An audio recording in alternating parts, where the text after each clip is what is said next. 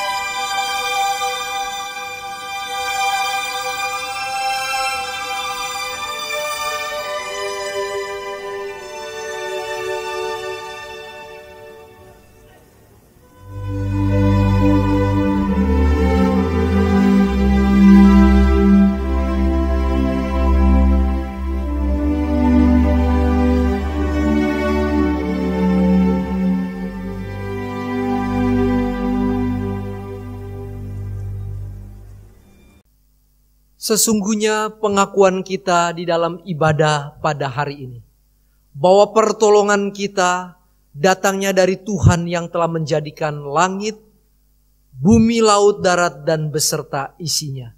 Dialah Tuhan yang tidak pernah meninggalkan perbuatan tangannya, yang memelihara dengan kasih setianya. Turunlah atas kita sekalian kasih karunia, rahmat, dan damai sejahtera dari Allah Bapa kita dan di dalam anaknya Tuhan Yesus Kristus. Amin.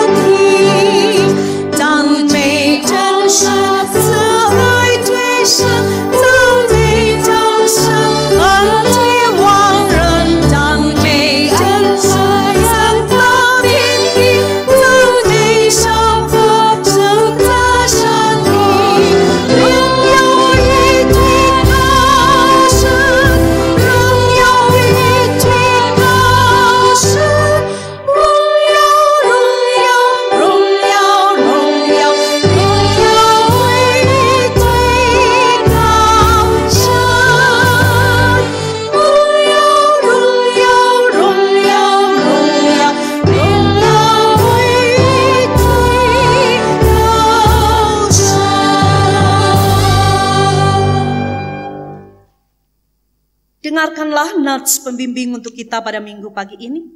Wahyu pasal yang keempat, ayat 9 sampai dengan ayat yang ke-11. Demikian bunyi firman Tuhan.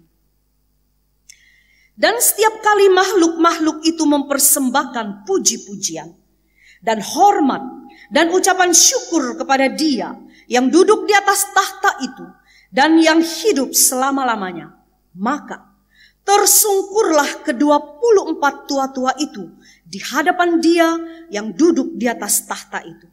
Dan mereka menyembah Dia yang hidup sampai selama-lamanya.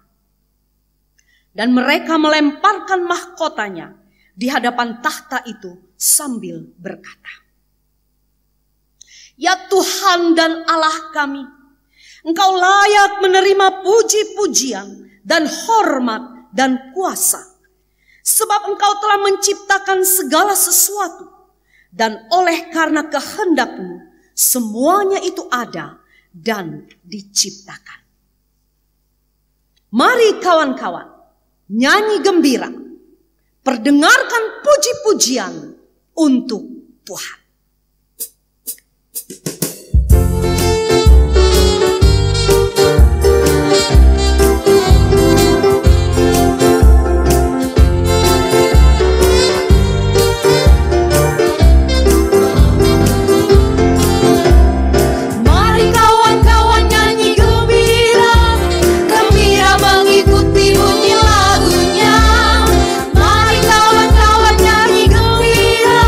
Supaya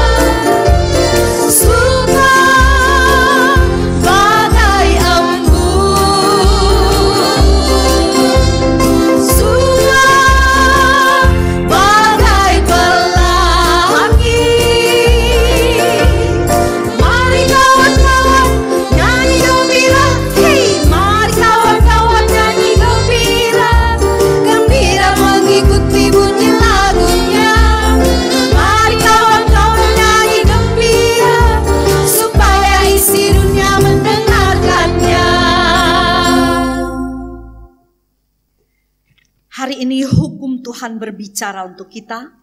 2 Korintus pasal yang ke-6 ayat yang ke-17. Demikian bunyi hukum Tuhan. Sebab itu, keluarlah kamu dari antara mereka dan pisahkanlah dirimu dari mereka, firman Tuhan. Dan janganlah menjamah apa yang najis, maka aku akan menerima kamu. Berhadapan dengan hukum Tuhan ini, mari kita datang di hadapan Dia. Sesungguhnya kita ini adalah manusia yang berlumuran dosa. Kita harus datang kepada Dia. Mohon Allah mengampuni kita.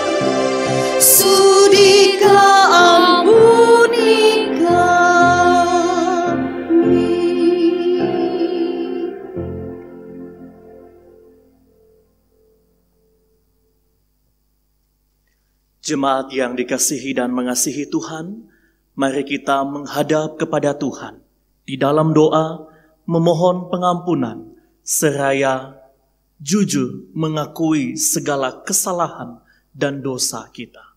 Mari berdoa.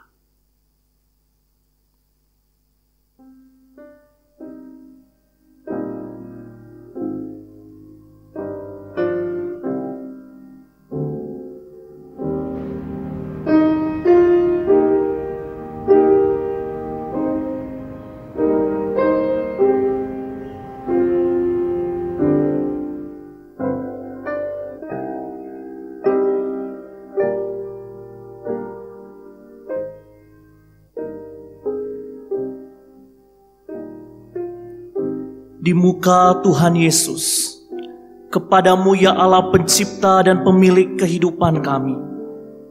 Setiap kami jemaat-Mu ada duduk, bertelut bersimpuh di hadapan Tuhan. Saat ini kami datang dengan segala keberadaan kami, dengan apa adanya kami ya Tuhan. Tak satu pun yang dapat kami sembunyikan di hadapan Tuhan. Kami menyadari bahwa kami adalah manusia berdosa. Orang-orang yang sering kali mendukakan hati Tuhan. Sejak kami kecil hingga sampai hari ini. Acap kali ya Tuhan, kami tidak mengindahkan perintah-Mu. Acap kali ya Tuhan, kami membelakangi Engkau. Acap kali ya Tuhan, kami melawan, kami membantah, kami bersungut-sungut kepada Tuhan. Kami sadar bahwa kami adalah manusia yang berlumuran dosa. Sudikah kiranya Tuhan mengampuni kami. Dan saat ini kami datang memohon pengampunan, memohon pelepasan, memohon kekuatan dalam penghiburan kepada Tuhan. Ubah hati kami ya Tuhan, ubah pikiran kami, ubah kehidupan kami. Roh Kudus-Mu senantiasa kami rindukan, menuntun dan memimpin perjalanan hidup kami.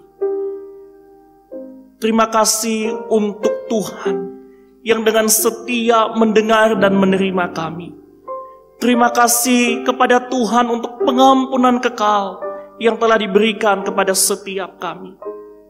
Kuatkan dan teguhkan iman percaya kami melewati tantangan badai kehidupan, godaan dosa di tengah-tengah dunia saat ini. Terima kasih ya Tuhan. Ini doa pengakuan,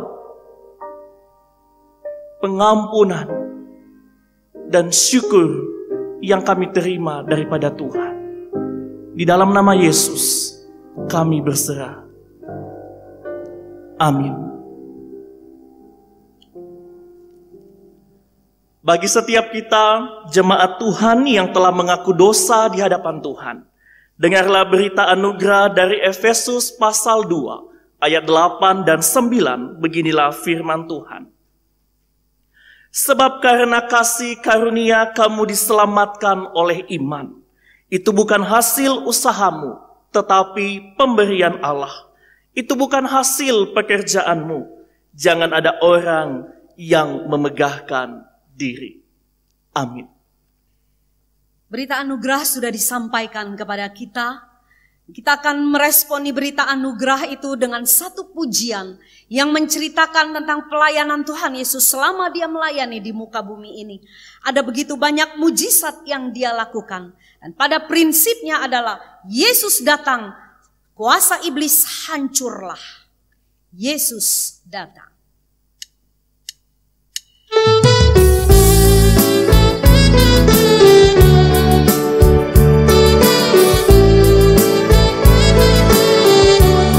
Yesus menyembuhkan orang yang buta.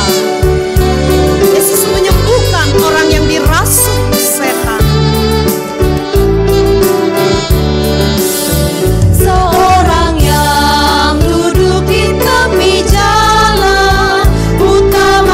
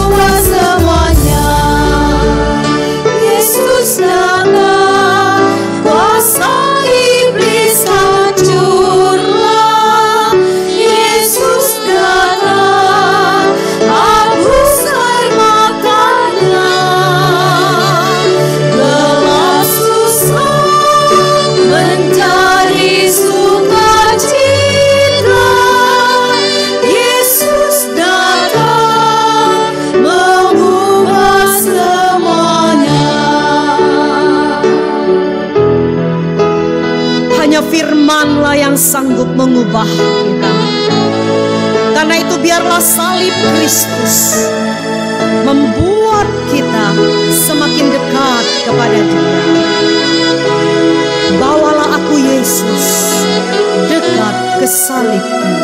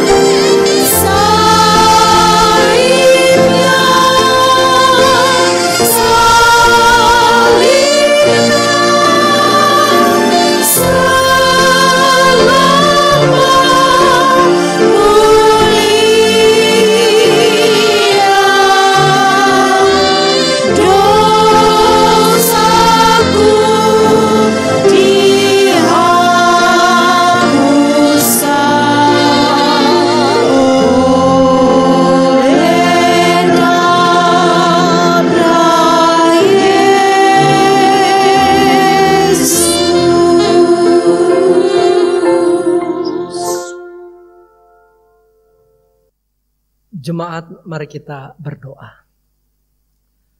Bapa kami di dalam sorga, kepada Dikau sajalah kami sujud menyembah dan mengakui bahwa Dikaulah Tuhan atas hidup kami. Kami berterima kasih karena Tuhan yang telah menebus kami adalah Tuhan yang memberikan kepada kami hati yang mencari-Mu, hati yang datang kepada Dikau. Dan di pagi hari ini Tuhan memberikan kesempatan kami untuk beribadah kepada Tuhan. Kiranya Tuhan yang menolong kami untuk dapat membaca bagian firman-Mu dan merenungkannya. Taruhlah firman-Mu di dalam hidup kami, di dalam hati kami, supaya firman Tuhan menjadi pelita bagi kaki kami, yang menerangi saat kami berjalan di dalam dunia yang gelap. Dan kami tetap mengikuti apa yang firman-Mu ajarkan, supaya hidup kami boleh seturut dengan kehendak-Mu. Hidup kami boleh menyenangkan hati-Mu. Bapa kami di sorga, kami juga ingin berdoa untuk hamba Tuhan yang akan menyampaikan firman-Mu.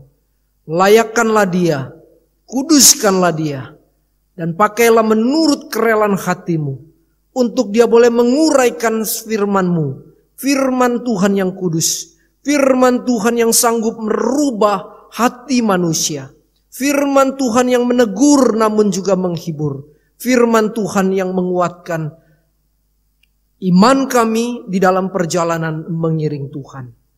Terima kasih Bapa. Dengarlah doa kami, karena di dalam nama Tuhan Yesus Kristus, Tuhan dan Juru Selamat kami yang hidup, kami naikkan doa kami. Amin.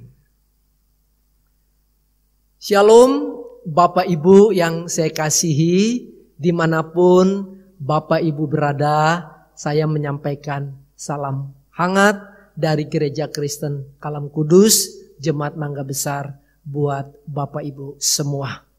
Saya senang bisa berada di tengah-tengah Jemaat Gereja Kristen Kalam Kudus dari Pulau Sumatera sampai Pulau Papua dalam ibadah online yang memang diprakasai oleh Sinode Gereja Kristen Kalam Kudus. Karena itu mari sama-sama kita ingin belajar satu bagian dari kitab suci kita, 2 Korintus pasal 10 ayat 1 sampai ayat yang ke-5. Kalau Bapak Ibu di rumah membuka Alkitab Bapak Ibu, mari kita akan membacanya 2 Korintus pasalnya yang ke-10 ayat 1 sampai ayat yang ke-5. Saya akan membacakan ayat-ayat ini buat Bapak Ibu dan silakan menyimak di tempat masing-masing. Firman Tuhan berbunyi, "Aku, Paulus, seorang yang tidak berani bila berhadapan muka dengan kamu, tetapi berani terhadap kamu bila berjauhan. Aku memperingatkan kamu demi Kristus yang lemah lembut dan ramah. Aku meminta kepada kamu, jangan kamu memaksa aku untuk menunjukkan keberanianku dari dekat, sebagaimana aku berniat bertindak keras terhadap orang-orang tertentu yang menyangka bahwa kami hidup secara duniawi. Memang kami masih hidup di dunia, tetapi kami tidak berjuang secara duniawi. Karena senjata kami dalam perjuangan bukanlah senjata duniawi, melainkan senjata yang diperlengkapi dengan kuasa Allah yang sanggup untuk meruntuhkan benteng-benteng. Kami mematahkan setiap siasat orang dan merubuhkan setiap kubu yang dibangun oleh keangkuhan manusia untuk menentang pengenalan akan Allah. Kami menawan segala pikiran dan menaklukkannya kepada Kristus." Sampai sedemikian jauh pembacaan firman Tuhan. Yang berbahagia adalah kita yang membaca firman-Nya dan kita yang memelihara firman itu, yaitu dengan menaruhnya di dalam hati kita dan melakukan dalam perjalanan sehari-hari. Bapak Ibu yang terkasih di dalam Tuhan, saya tertarik dengan salah satu ilustrasi yang pernah disampaikan oleh pendeta Stephen Tong saat dia menjelaskan firman Tuhan yang terambil dari Yohanes pasal 17 tentang doa Yesus untuk murid-muridnya. Dan secara khusus di dalam ayat 15 sampai ayat 16. Firman yang menjelaskan Tuhan Yesus mengatakan kepada murid-muridnya bahwa mereka bukan dari dunia. Karena itu Ia yaitu Tuhan tidak meminta Bapa untuk mengambil mereka dari dunia, namun melindungi mereka dari yang jahat selama di dunia ini. Bapak Ibu, doa Tuhan Yesus yang dicatat oleh Yohanes adalah doa di mana Tuhan minta bahwa Bapaknya melindungi murid-muridnya. Memang murid-muridnya itu bukan dari dunia, tetapi mereka masih berada di dunia. Dan selama mereka masih berada di dunia, Tuhan berkata kepada Bapaknya bahwa Ia tidak meminta supaya Bapa mengambil mereka. Tidak, karena waktunya belum. Dan Dia meminta Bapaknya untuk melindungi saja mereka dari yang jahat selama di dunia ini. Nah Bapak Ibu, ilustrasi yang dipakai oleh Pak Stephen Tong Dia mengatakan Jepang ada melakukan pengiriman ikan-ikan bagus dengan pesawat yang melewati daerah Siberia sampai Eropa lewat Moskow.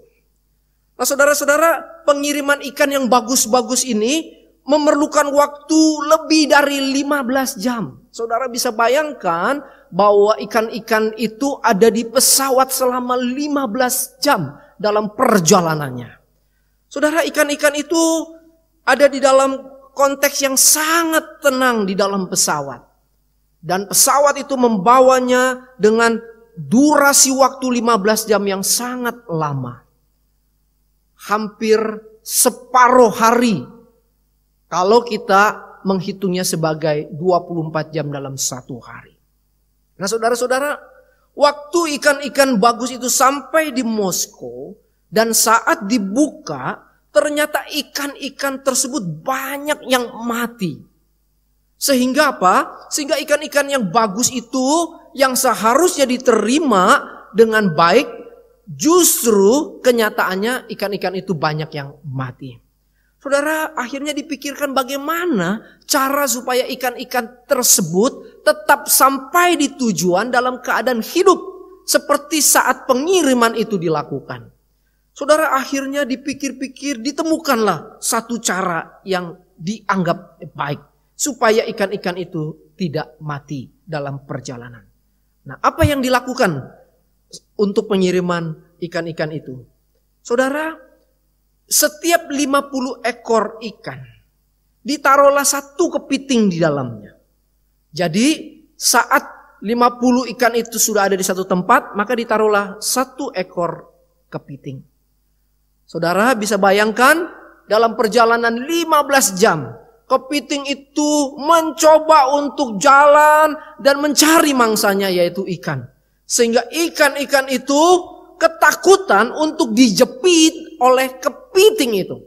Dan bagaimana supaya ikan-ikan itu tidak kejepit kepiting atau kemakan oleh kepiting itu? Mereka akan berenang ke sana kemari. Dan mereka akan berjuang untuk menghindari kepiting tersebut.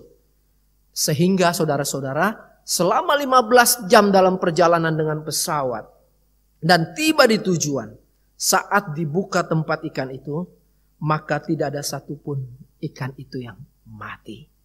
Saudara-saudara, itu merupakan cara yang terbaik, di mana kepiting ditaruh dan kepiting itu membangunkan ikan-ikan yang dalam perjalanan 15 jam supaya mereka tidak tertidur. Nah, kira-kira seperti gitu ilustrasinya Bapak Ibu. Nah, saya senang kenapa? Karena dalam ilustrasi itu jelas sekali Tuhan berkata kepada bapaknya, berdoa kepada bapaknya supaya bapak melindungi mereka dari si jahat di dunia ini. Saudara, dunia yang kita hidupi adalah dunia yang kejam. Dunia yang kita hidupi adalah dunia yang ingin mempengaruhi orang percaya, mempengaruhi gereja supaya mengikuti pola dunia. Nah, itu sebabnya saudara-saudara dalam bacaan kita ingin belajar dari satu tema berbeda dari dunia. Saudara, gereja memang ada di dunia. Gereja masih ada di dunia. Meski banyak tantangan dan pengaruh dari dunia, tetapi Tuhan menghendaki bahwa gerejanya tidak boleh sama dengan dunia. Sekali lagi Bapak Ibu, meskipun gereja ada di dunia dan banyak tantangan dan pengaruh dari dunia yang ingin membawa gereja Tuhan, tapi Tuhan menghendaki gerejanya untuk tidak sama dengan dunia ini. Sehingga apapun yang sedang diusahakan oleh dunia, Tuhan menghendaki gerejanya tidak boleh mengikuti cara-cara dunia. Nah, saudara-saudara, meskipun dalam kenyataannya kita menyaksikan dan menemukan bahwa tidak sedikit gereja mulai berperilaku seperti cara-cara dunia. Atau gereja mulai sama dengan apa yang dunia ajarkan. Nah, dalam bacaan kita menemukan satu catatan dari Rasul Paulus pada waktu dia berhadapan dengan orang-orang di Korintus yang menganggap Rasul Paulus ini kalah hebat dengan rasul-rasul yang hebat. Jadi Rasul Paulus berhadapan dengan orang-orang yang menganggap dirinya sebagai rasul-rasul yang hebat. Tidak seperti Rasul Paulus yang dianggap lemah, yang dianggap penakut, serta dianggap hidup dengan cara duniawi. Itu sebabnya di dalam ayat yang pertama dan ayat yang kedua, Paulus mengatakan di dalam satu bahasa ironi, bahasa yang sebenarnya sedang memberikan teguran kepada orang-orang di sana yang menganggap Paulus lemah, yang menganggap Paulus penakut. Paulus katakan bahwa aku seorang yang tidak berani bila berhadapan dengan kamu, tetapi yang beraninya jika berjauhan.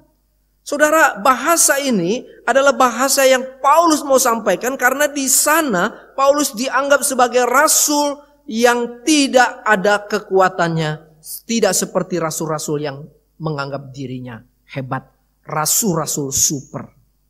Nah, saudara, dalam ayat yang ketiga, waktu Rasul Paulus mengatakan kepada jemaat di sana, Rasul Paulus mengatakan bahwa memang kami, yaitu Rasul Paulus dengan timnya, masih hidup di dunia. Tetapi kami tidak berjuang secara duniawi. Saudara, ayat 3 mau menjelaskan kepada pembacanya, kepada orang-orang di sana, bahwa memang kami ada di dunia. Percis seperti pada waktu Tuhan berbicara kepada bapaknya bahwa murid-muridnya tetap berada di dunia. Tetapi Paulus bilang, meskipun saya ada di dunia, meskipun hidup kami masih di dunia, tetapi kami tidak berjuang, kami tidak hidup, kami tidak melakukan cara-cara seperti orang duniawi atau cara-cara duniawi. Nah, saudara, ayat ini sangat kuat menekankan bahwa Rasul Paulus dan timnya dalam pelayanan yang dilakukan oleh mereka tidak hidup dengan mengikuti pola atau cara dunia. Nah, Bapak Ibu yang terkasih di dalam Tuhan, apa yang dimaksud dengan hidup secara duniawi? Atau hidup mengikuti pola dunia yang Paulus katakan kami tidak hidup secara duniawi. Karena mereka menganggap Paulus dan timnya hidup secara duniawi. Nah, saudara-saudara, kalau kita membaca tulisan Rasul Paulus di dalam Efesus pasal yang ke-6, ayat 12 dan 13. Rasul Paulus menekankan bahwa orang-orang percaya berperang melawan roh-roh di udara, penghulu-penghulu dunia yang gelap. Karena itulah Rasul Paulus mengatakan, kamu sedang berperang dengan roh-roh dunia yang begitu ingin menghabiskan kamu. Kita tidak berjuang dengan darah dan daging yang sifatnya fana. Tetapi roh-roh di udara dan penghulu dunia yang gelap ini perlu kamu lawan. Dengan cara apa? Dengan cara supaya kamu berperang memakai seluruh senjata Allah. Saudara, di dalam ayat yang ke-13 senjata Allah itu diuraikan. Berikat pinggangkan kebenaran, berbaju jirakan keadilan, lalu berkasut rela beritakan Injil, dan tetap dalam segala hal gunakan perisai iman.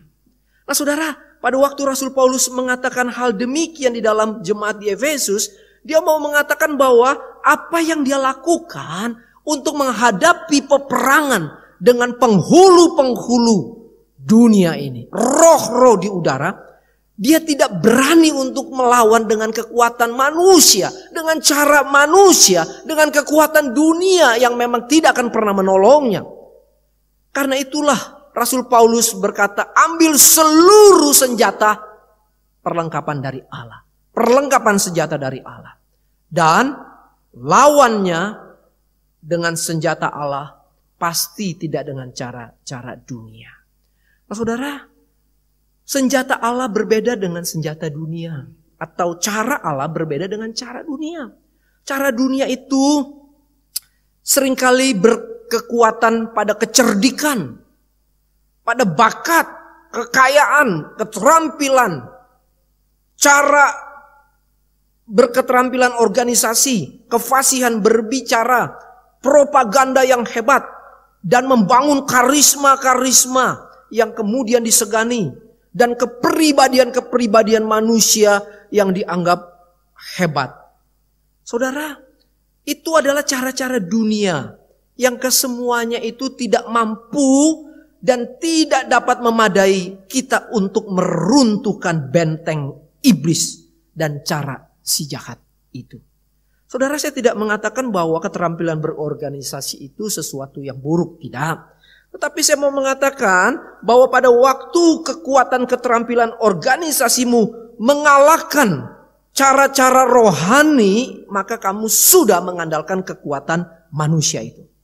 Saudara, engkau punya kekayaan, boleh. Tetapi kalau kekayaan itu menjadi faktor utama bahwa engkau sanggup untuk mengatasi segala sesuatu dengan kekayaan, itu adalah cara yang pasti tidak akan bisa menolong kamu.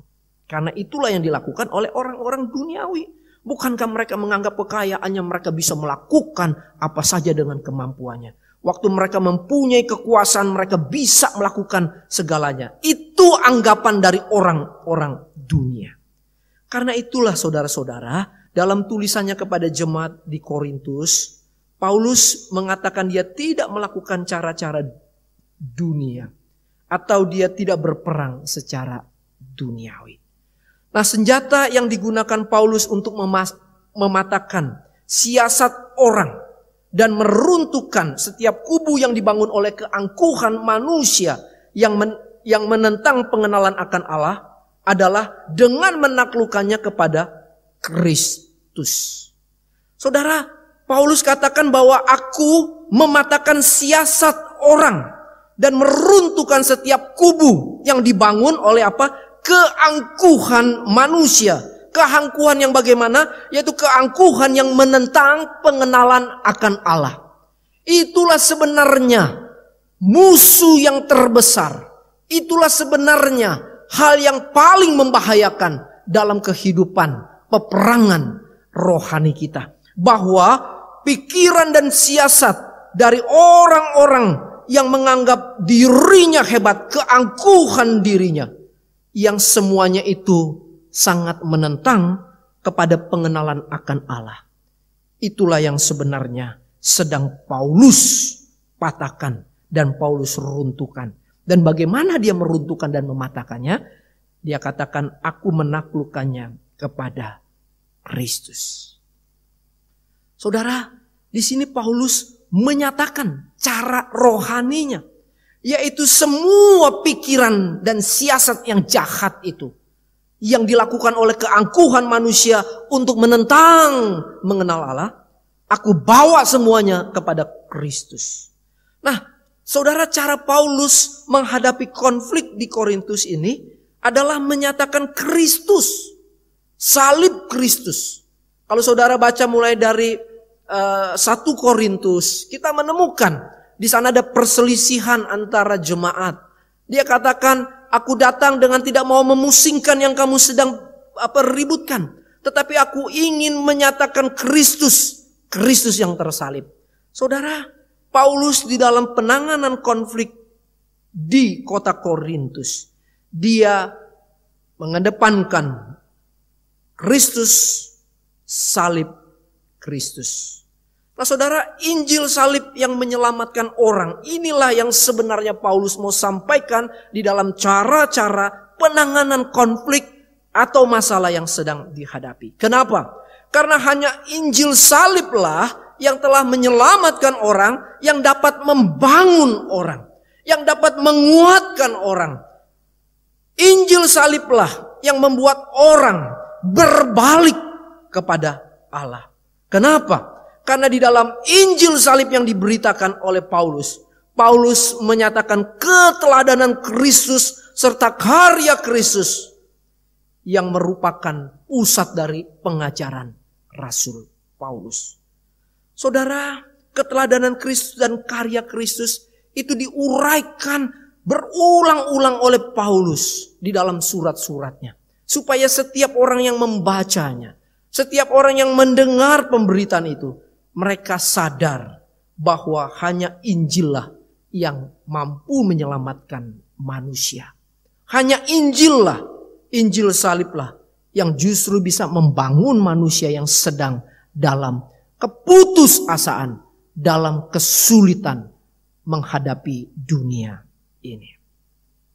Saudara, saat kita ada masalah atau saat kita ada konflik, sebenarnya disitulah ujian yang paling kuat untuk dapat membuktikan apakah saudara dan saya menghadapi dan melewati masalah atau konflik tersebut dengan cara duniawi atau cara rohani. Jadi ujian kita untuk melihat apakah kita melakukan dengan cara-cara duniawi atau cara-cara rohani di dalam sebuah konflik, itulah yang akan membuktikan apakah kita adalah orang-orang yang mempunyai kekuatan rohani atau kita orang-orang yang mungkin menyebut diri Kristen, tapi kita tidak beda dengan orang-orang duniawi.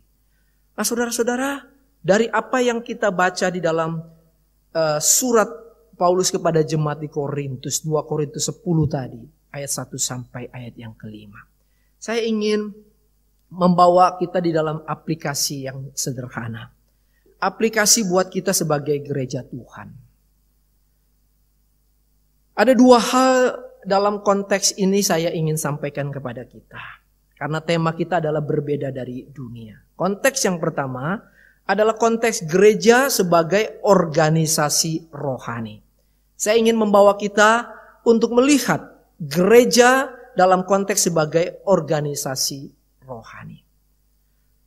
Nah, saudara, kita sebagai hamba Tuhan dan juga majelis jemaat, pasti kita akan senang jika gereja kita itu dihadiri jiwa-jiwa yang beribadah di dalam gedung gereja kita. Dan kita senang kalau jumlahnya dari waktu ke waktu bertambah. Karena bagi kita itulah satu pertumbuhan gereja, bukan? Kita menganggap pertambahan jiwa-jiwa dan orang-orang itu sebagai salah satu indikator gereja kita mengalami pertumbuhan.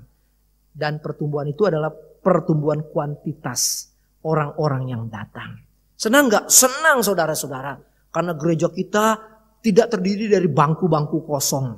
Saat hamba Tuhan berkhotbah, dia melihat mata daripada jemaat yang duduk. Apakah tatapan mata itu tatapan mata sedang sedih atau sedang punya permasalahan atau yang sedang bergumul sesuatu. Hamba Tuhan itu menyampaikan firman kepada mereka dengan penuh kekuatan dari Allah. Rasanya senang sekali saudara-saudara. Jadi bangku-bangku yang penuh dengan jiwa-jiwa itu akan memberikan semacam sukacita tersendiri bagi hamba Tuhan dan majelis yang mengelola gereja. Nah, saudara-saudara, namun pertanyaannya bagaimana gereja yang menghendaki jiwa-jiwa itu datang dan memenuhi bangku-bangku dengan cara-cara yang rohani atau cara-cara duniawi, saudara-saudara. Nah, ini yang sebenarnya sedang kita coba ambil contoh atau aplikasi dari tema kita berbeda dengan dunia. Saudara, ada berbagai upaya dilakukan oleh gereja. Salah satunya nih, bagaimana supaya gereja dihadiri oleh banyak orang. Yang membuat gereja itu mulai menjadi penuh. Saudara, gereja seringkali mencoba menyenangkan orang yang beribadah. Bagaimana cara menyenangkan orang-orang yang duduk, yang dari waktu merasa ingin datang ke gereja dan jumlahnya banyak. Salah satunya khotbahnya tuh harus banyak yang lucu. Makanya kalau ada hamba Tuhan yang bisa berbanyol, hamba Tuhan yang bisa melawak dalam tanda kutip stand up comedy di mimbar, itu jauh lebih disenangi. Apalagi kalau jemaatnya itu memang jemaat yang tidak mempunyai fondasi atau kekuatan firman dalam hidupnya.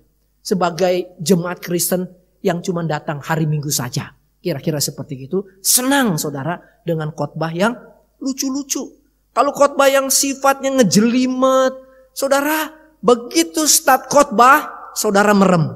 Begitu pengkhotbah bilang, ini yang terakhir, saudara bangun. Kenapa? Karena alarmnya sudah berbunyi, tandanya khotbah selesai. Tapi kalau khotbah itu lucu, wah saudara merasa terhibur. Meskipun kalau ditanya pulang, apa sih isi khotbahnya? Itu loh ceritanya yang lucu begini.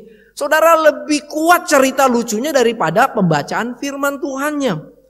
Dan gereja dengan cara yang seperti itu mau menyenangkan orang yang beribadah dengan menghadirkan pengkhotbah-pengkhotbah yang bisa berkhotbah dengan banyak lucunya. Itu mungkin salah satu cara yang dilakukan oleh gereja-gereja yang mempunyai cara-cara duniawi. Atau mungkin gereja mulai memikirkan pendapat-pendapat musiknya itu jangan kuno dong. Kalau kuno nanti yang datang cuma orang-orang tua. Lalu bagaimana orang-orang muda? Maka nyanyilah dengan penuh kekuatan dinamika yang hebat. Kalau perlu jingkrak-jingkrak juga tidak, kenapa? Saudara, akhirnya orang mulai memikirkan bahwa musik-musik atau lagu-lagu hymn adalah lagu-lagu yang ketinggalan zaman. Saudara, padahal lagu-lagu hymn itu adalah lagu-lagu yang ditulis oleh orang-orang yang Tuhan kasih hati untuk menulis tentang apa yang firman Tuhan sampaikan melalui lagu.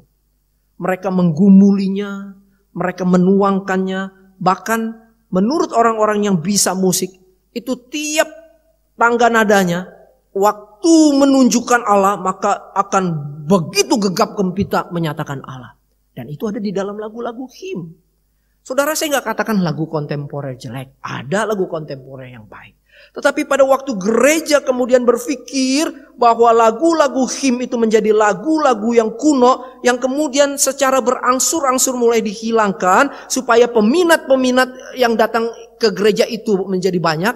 Saudara, kita mempunyai satu cara yang dunia sedang tawarkan. Atau ada gereja yang mencoba untuk menghadirkan umatnya dengan tawaran-tawaran, ada hadiah yang membuat orang bisa datang ke gereja. Saudara, iming-iming sesuatu. Hadiah itu bukan sekedar hadiah yang bersifat fisik. Hadiah itu bisa berisi hal yang kita sebut dengan kesembuhan atau keberuntungan. Saudara, saya mau katakan sekali lagi gereja-gereja mulai memikirkan cara-cara yang seperti itu menjadi salah satu cara yang mereka pikir ampuh untuk mendatangkan jemaat yang semakin hari semakin banyak. Bahkan tidak sedikit ada gereja yang mencoba menyiapkan antar jemput, saudara. Sehingga jemaat bisa nyaman tinggal duduk, lalu sampai, lalu pulang duduk lagi dan sampai di rumah. Dan jemaat itu akan setia tuh nunggu supir gereja. Jam sekian supir gereja itu akan lewat di jalan ini. Lalu jam sekian supir itu akan lewat di jalan yang lain. Lalu kemudian membawa rombongan sampai ke gereja.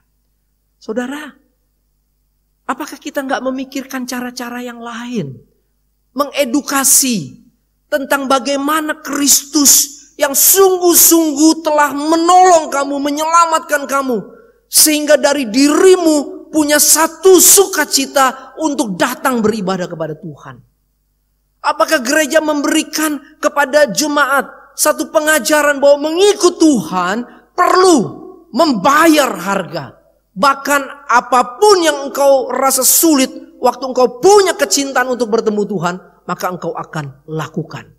Saudara, saya pernah praktek 1 tahun di Bogor. Jemaat di Bogor itu bukan jemaat yang the have.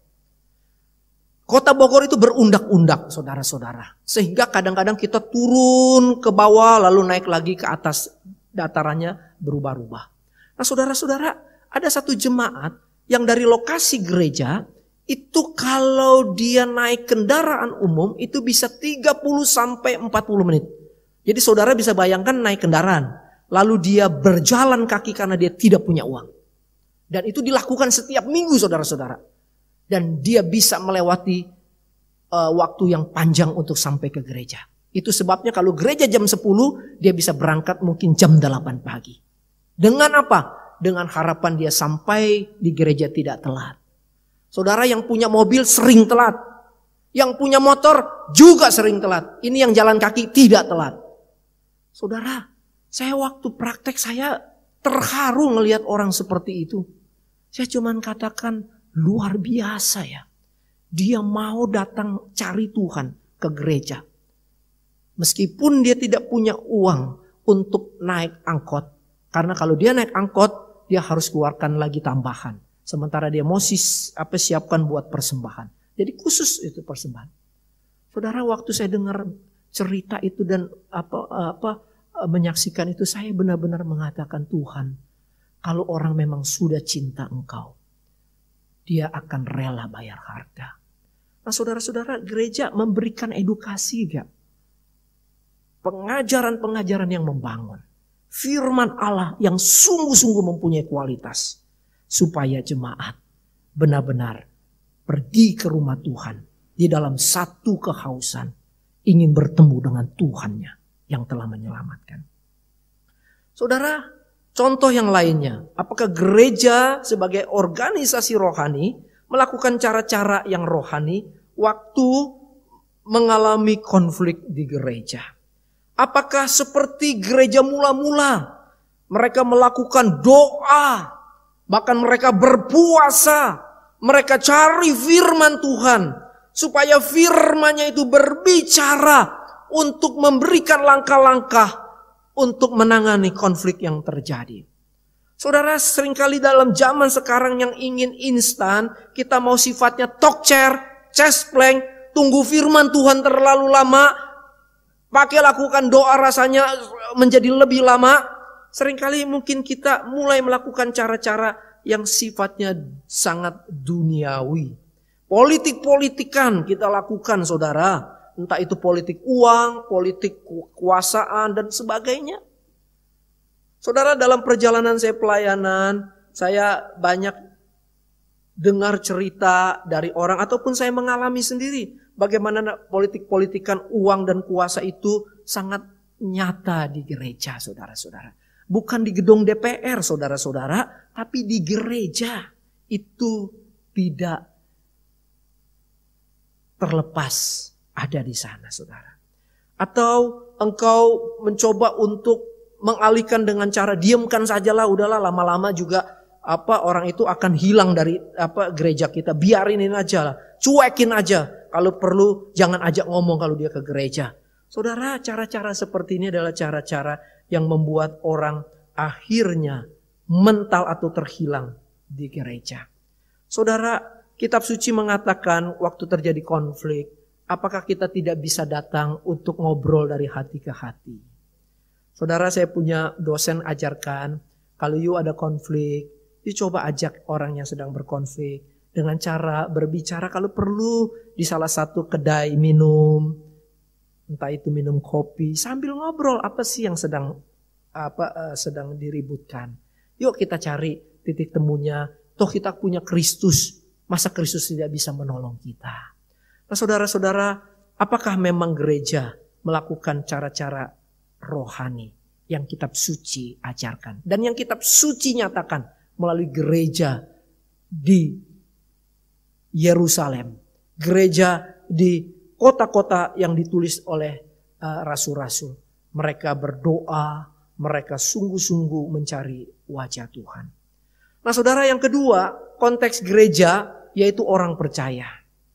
Saya ingin menyoroti kita sebagai jemaat atau orang percaya. Saudara, apakah kita berbeda dari dunia waktu menghadapi konflik? Saat engkau bekerja di kantor, atau saat engkau berdagang, mencari uang. Apakah saat kita menemukan masalah-masalah di sana, saudara mencoba dengan cara melobi orang-orang yang berkuasa, coba cari muka, saudara-saudara mungkin memerlukan uang untuk memberikannya supaya engkau dimenangkan dengan cara-cara yang mungkin engkau pakai halus tapi tetap dengan kekuatan uang. Saudara, politik menjebak, menjatuhkan orang, itu adalah politik-politik yang sering kita jumpai di dunia ini. Apakah kita orang percaya melakukannya juga? Atau orang percaya kemudian ikut-ikutan juga? Saudara, saya mendengar ada satu gereja yang waktu mengurus izin bangunan, dia tidak pakai sogok-sogokan. Memang agak lama, tetapi keluar juga. Saudara, waktu Mangga Besar lagi renovasi, kita didatangi oleh orang-orang yang petugas lapangan.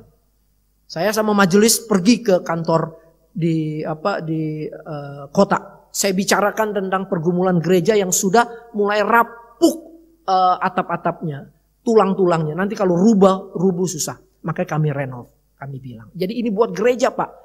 Ini adalah rumah ibadah. Saya ceritakan, tolong Bapak pahami. Kalau Bapak tidak kasih izin, kami akan diamkan. Nanti kalau jatuh, kami akan bilang Bapak bertanggung jawab. Saudara, pegawai itu bilang, udah kerjain aja, yuk kerjain aja. Saudara, saya tidak pernah mau kasih uang sedikit pun. Dan saya bilang sama majelis, jangan. Kenapa? Karena kita ingin pakai cara yang benar. Saudara, sampai hari ini pembangunan sudah mau hampir 100%. Dan kita tidak ada diganggu-ganggu oleh orang-orang yang mencoba untuk memerasnya. Meskipun orang yang pertama datang itu mau coba datang lagi. Saya bilang, jangan kamu datang lagi. Karena saya sudah bicara sama pemimpinmu dan pemimpinmu izinkan. Saudara, kita nih orang-orang percaya, yaitu gereja Tuhan. Kalau melakukan dengan cara-cara seperti itu, kita tidak beda dengan dunia ini. Atau engkau pedagang, engkau mulai pakai politik-politik supaya untung banyak, dengan cara-cara licik, mengurangi timbangan dan segala macam. Saudara, mari kita melihat, mengintrospeksi kita. Atau kita gereja sebagai orang percaya yang hidup dalam rumah tangga. Saat ada konflik di rumah tangga kita, apakah kita datang dengan doa? Tuhan, aku sedang bergumul, aku sedang ribut sama istriku nih Tuhan. Tolonglah. Engkau bilang sebelum matahari terbenam, tapi ini konflik kok rasanya bisa sampai besok Tuhan. Gimana ini Tuhan? Doakan gak saudara-saudara? Dengan penuh pengharapan sama Tuhan agar menolongnya. Bahkan cari Tuhan, beri firman supaya saya bisa mengatasi konflik ini bersama istri saya atau suami saya. Bahkan kalau perlu saudara-saudara, apakah engkau menggumulinya dengan hamba Tuhan yang engkau percayai untuk sungguh-sungguh membantu dalam konflik itu. Atau engkau mulai pakai cara-cara yang tidak benar. Daripada ribut, daripada pusing, kita bubar, kita cerai. Itu jalan yang terbaik. Saudara, saya dulu pernah melayani sebagai lawyer. Datanglah seorang yang minta untuk ditolong supaya bisa cerai sama istrinya. Saudara tahu siapa orangnya? Seorang hamba Tuhan.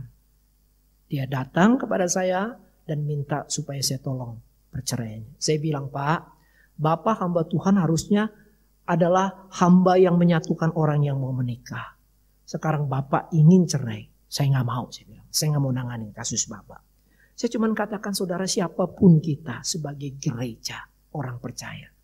Mari kita pikirkan tentang Kristus yang menjadi penolong juru selamat kita.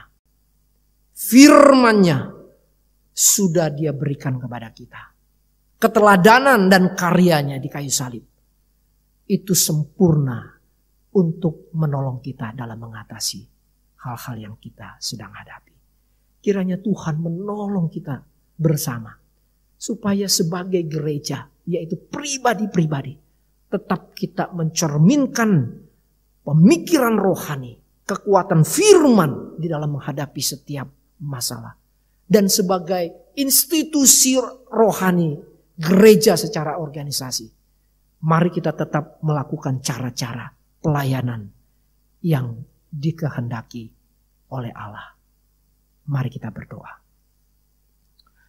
Bapa, kami bersyukur kepadamu karena firman-Mu lah yang selalu mengajar kami. Mengajar supaya kami mengikuti apa yang Tuhan kehendaki selama di dunia ini. Karena waktu kami mengikuti langkah-langkah yang firman-Mu ajarkan, maka Tuhanlah yang akan menyatakan segala yang Engkau kehendaki dalam kehidupan kami. Dan waktu kami melakukan apa yang firman-Mu ajarkan, maka kami tidak akan terjebak dengan cara-cara dunia, cara-cara manusia dengan keangkuhannya, yaitu keangkuhan yang menolak pada pengenalan akan Allah. Ya Tuhan, tolonglah kami, karena kami masih ada di dunia ini. Dunia yang punya pengaruh dan arus yang sangat kuat. Jikalau bukan Kristus batu karang yang kokoh yang menopang kami, maka kami akan terhanyut, terombang-ambingkan. Berkatilah gereja Kristen Kalam Kudus, baik dari Pulau Sumatera sampai Pulau Papua. Tuhan, pakailah kami menjadi gerejamu, yaitu gereja Tuhan secara rohani menyatakan kerajaan Allah melalui pelayanan yang kami lakukan.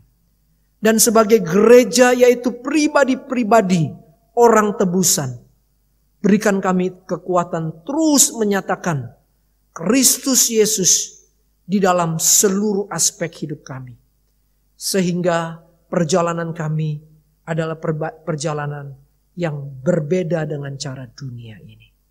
Tuhan berkati sinode gereja Kristen Kalam Kudus, dimanapun teman-teman badan pengurus berada, satukanlah di dalam satu hati bekerja sama di dalam kesinodaan.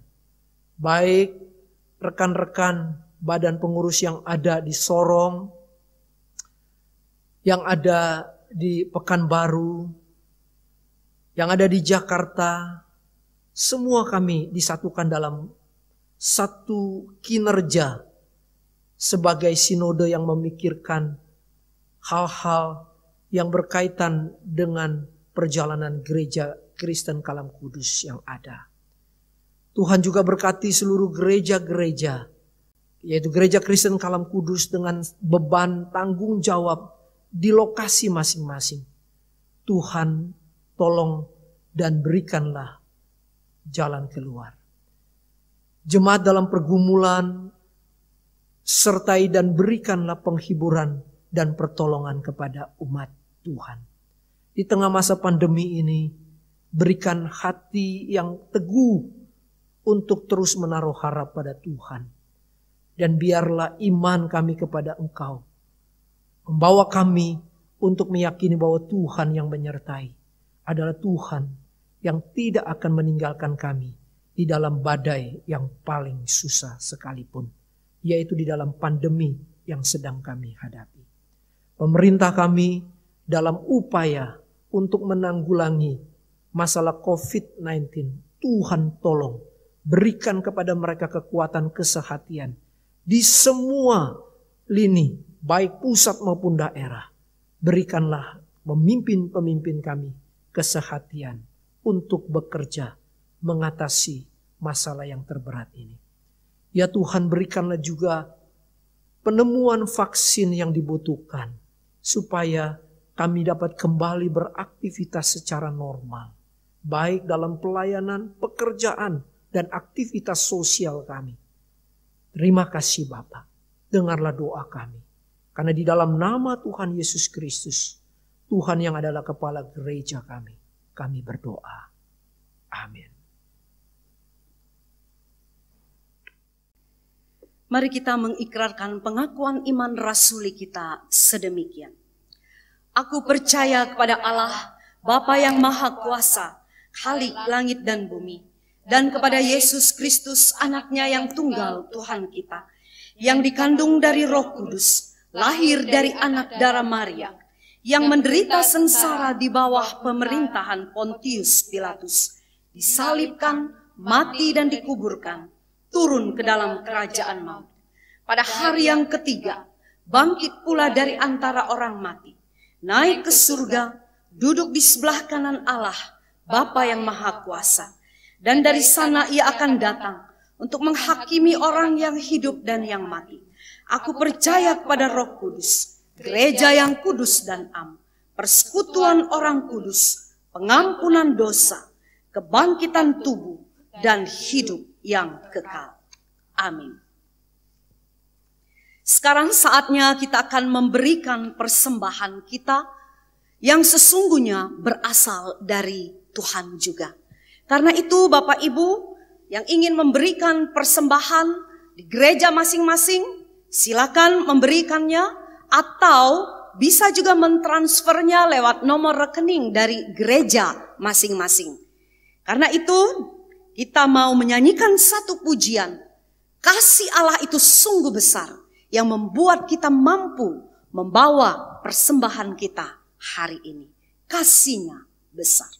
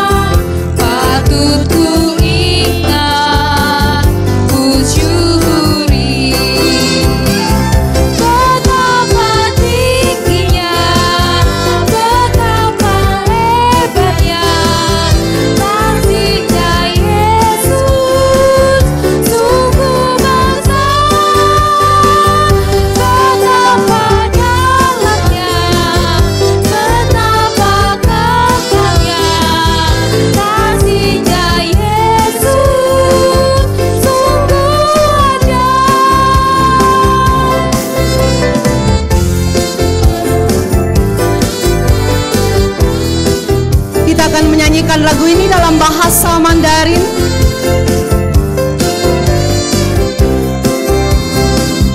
Tu ai you duo shao, tu en you duo shen, ta gen yan shen min, wei jiu ren ling huan.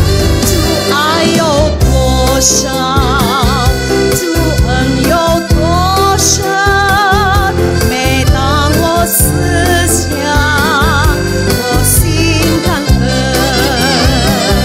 天地有多么高，天地有多么远，救主的真爱也有多大，永恒有多么长，无限有多么广，救主的。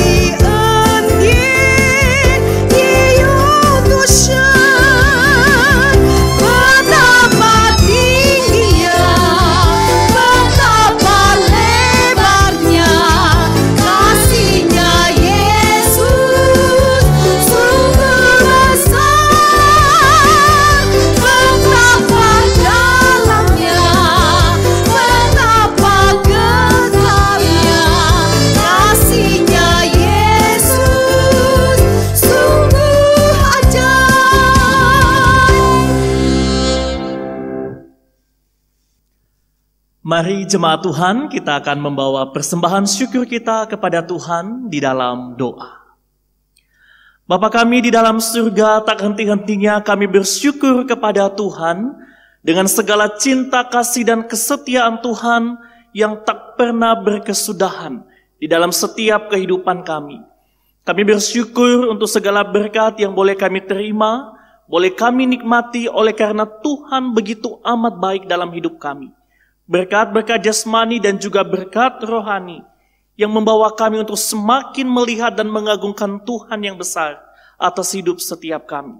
Pada saat ini ya Tuhan, setiap kami dari anak-anak-Mu telah mengumpulkan persembahan syukur kami kepada Tuhan. Kami berdoa kiranya persembahan yang kami bawa pada hari ini menjadi dupa yang berbau harum di hadapan Tuhan. Dan kiranya sungguh Tuhan berkenan untuk menerima persembahan kami.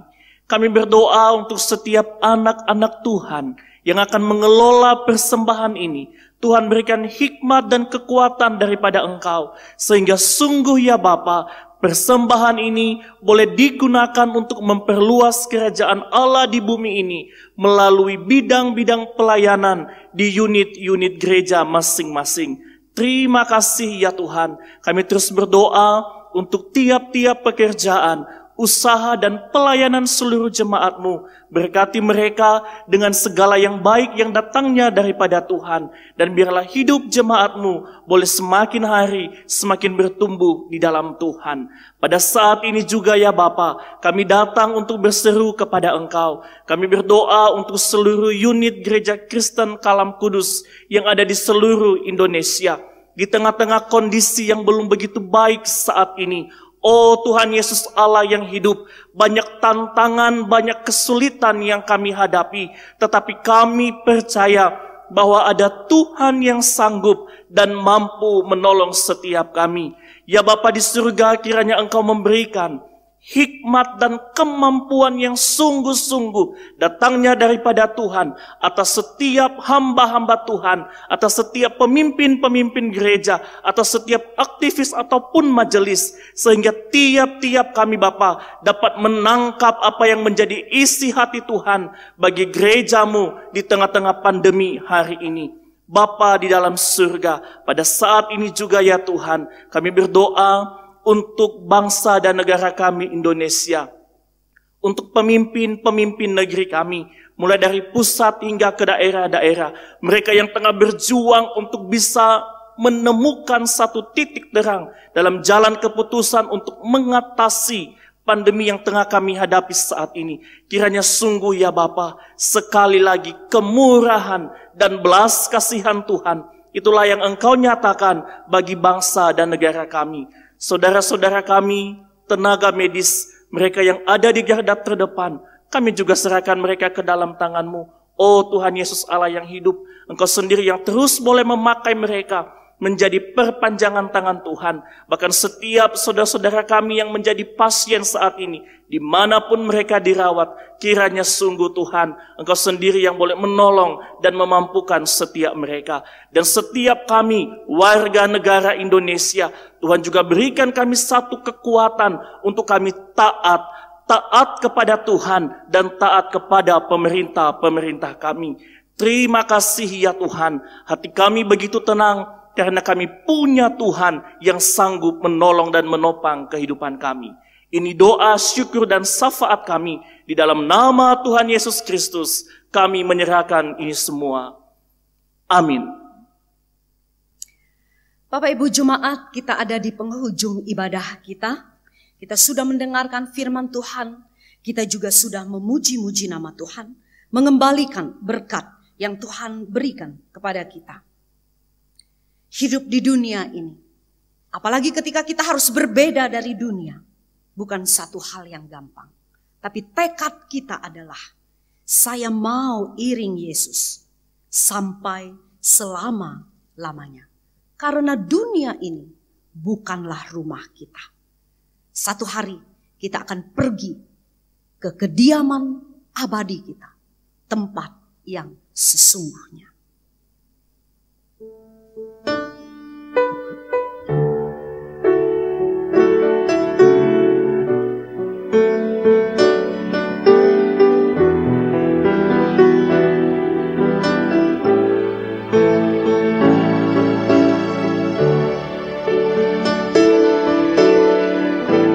Saya mau iring Yesus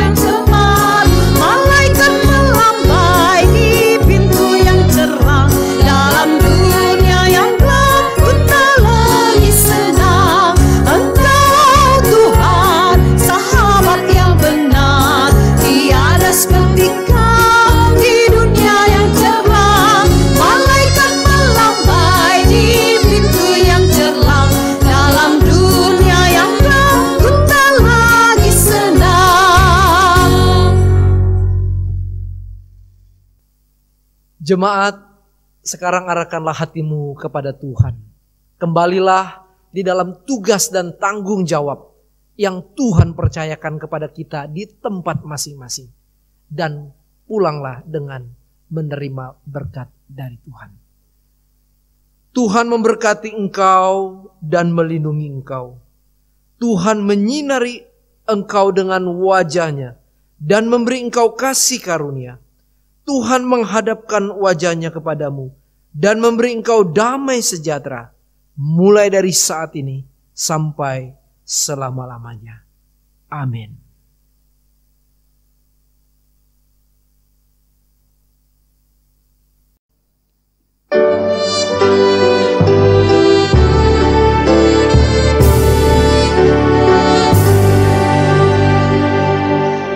Puji Allah Bapa Putra, puji Allah Rohul Kudus, ketiganya yang esa. Pohon selamat sumber berkat.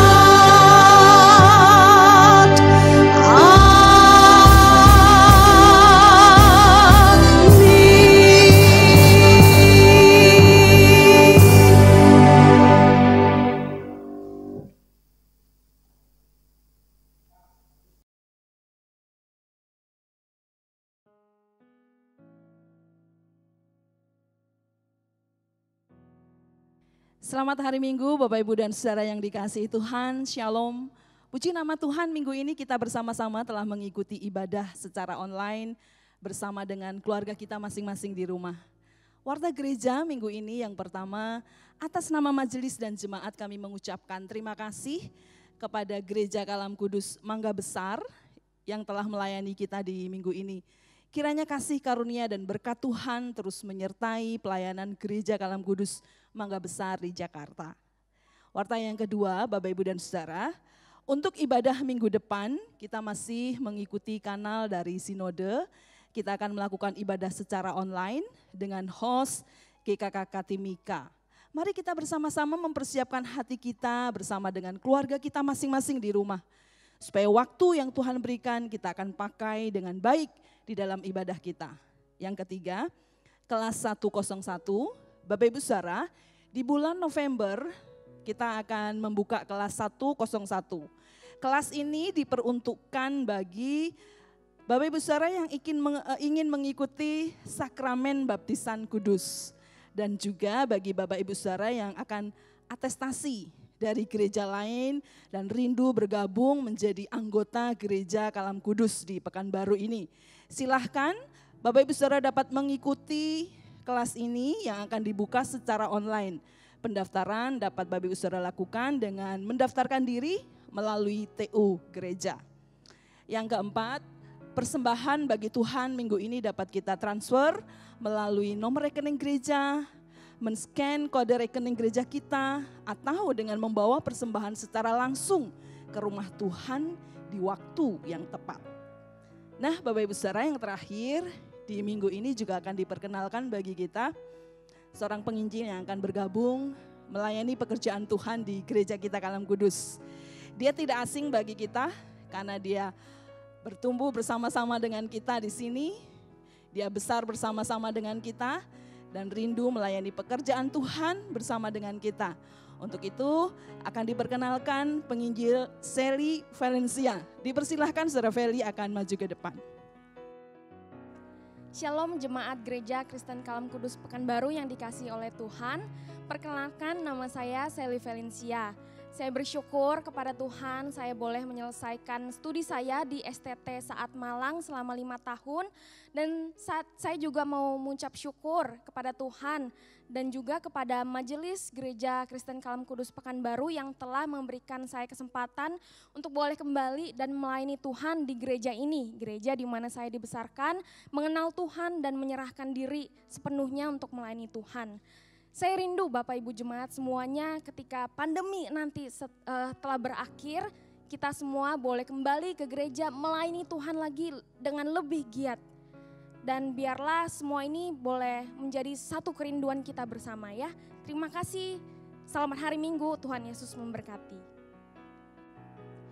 Bapak Ibu Saudara, ada tambahan warta dari sekolah kita, Kalam Kudus, di tahun ajaran 2021-2022 akan membuka pendaftaran dan memberikan diskon 50% bagi pendaftar dimulai dari bulan ini sampai bulan Desember.